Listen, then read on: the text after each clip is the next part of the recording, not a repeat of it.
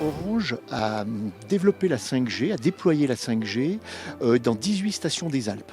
Alors 8 dans l'hiver 2021-2022 et une dizaine dans l'hiver 2022-2023, dont Valloire, où on est ici aujourd'hui.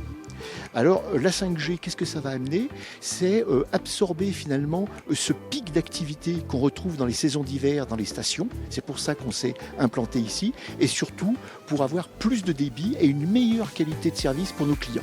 Et puis dans ces stations de ski qui sont très proches de l'environnement, on va dire, finalement la 5G c'est plus de sobriété énergétique puisqu'elle a été designée dans ce sens-là.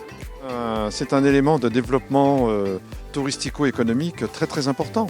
Et comme je le disais dans mon petit discours, je compte sur des améliorations comme celle-ci, des progrès comme celui-ci, pour pouvoir augmenter la démographie sur Valloire, parce qu'il faut véritablement qu'on consolide nos bassins de vie par des nombres d'habitants suffisants.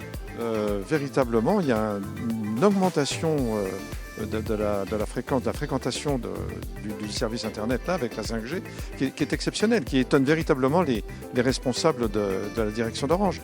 Mais tant mieux pour nous, ça veut dire qu'on est dynamique, ça veut dire qu'on a des touristes qui l'utilisent à bon escient. Très rapidement, on va donc installer des antennes, mais qui n'émettent pas non-stop comme la 4G ou les anciennes technologies. Elle va plutôt s'adapter au débit à transporter.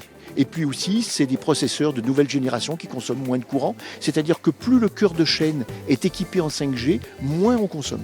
Et pour l'engagement d'Orange, qui est d'être neutre climatiquement en 2040, donc 10 ans avant la loi, et bien finalement, le fait d'avoir des technologies comme la fibre optique ou la 5G nous permet d'obtenir ce résultat.